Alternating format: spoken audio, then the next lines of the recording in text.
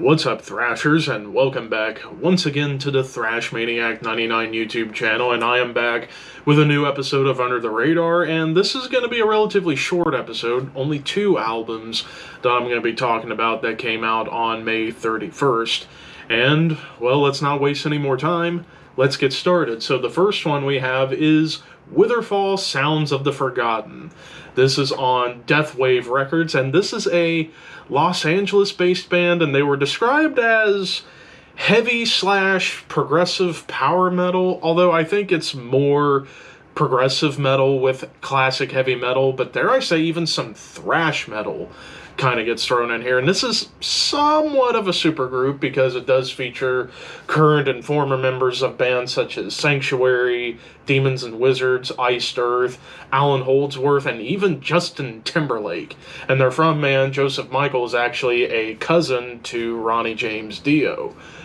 So, yeah, interesting stories here, as well as the session drums handled by one Marco Meineman, who is one of the best drummers in the world, who's played with bands like Necrophages, currently in Steven Wilson. So yeah, you got a lot of all-star musicians in this band, and well, musically, like I said, it's more progressive metal with moments of thrash metal and classic heavy metal, so I would say kind of comparable to a band like Controlled Denied or even Nevermore, I would say, because you get thrashy riffs, thrashy speeds, some chunky riffs that get flat out heavy. Love the piano, organ, keyboard work on this album. Awesome solos.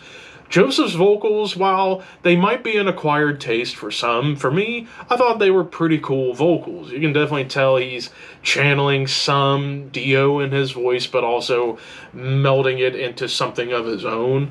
Also really like the bass flurries. After all, the bassist is the one who's been with Alan Holdsworth and Justin Timberlake. The drum work from Marco is awesome on here. Some cool off-time prog moments. It even gallops like classic heavy metal.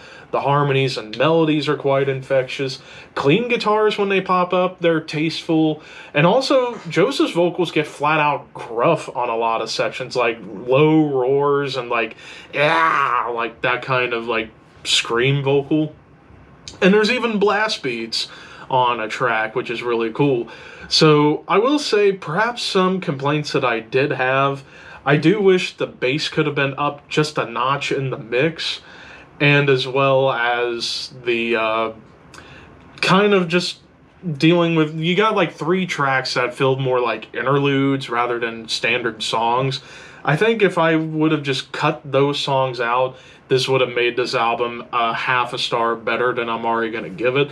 But I still thought this was a really good album. I'm going to give it a 3.5 out of 5.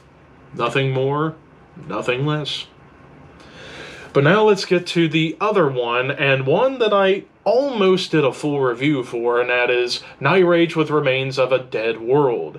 This is the latest offering from this Greek/Swedish melodic death metal band on Despot Records. I did do a full review for their last album, Abyss Rising, and I thought that was a damn good album. Here, I would say they've matched or maybe even surpassed Abyss Rising, in my opinion, because I think it's a little bit heavier. Like, still got your classic Gothenburg worship on here, particularly from At the Gates and Flame, Stark Tranquility, but also some Hypocrisy. Lots of thrashy nods on here. The classic harmonies and melodies of that Gothenburg sound. Blast beats aplenty, some death metal grooves, and there's even riffs on here that do scream traditional death metal, like old school death metal.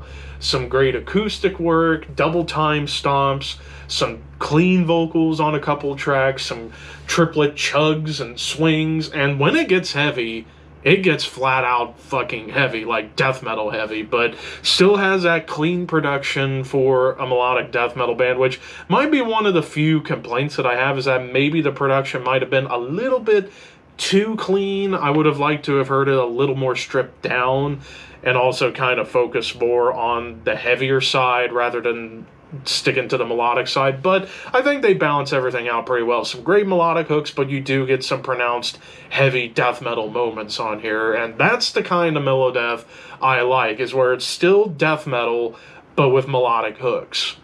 So if you're a fan of particularly At the Gates, but also Hypocrisy and Flame, Star Tranquility, check this out.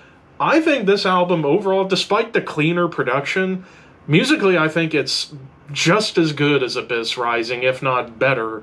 I'm going to give this a 4 out of 5. I thought this was another great offering from an awesome band that's been around for a while, and there you have it.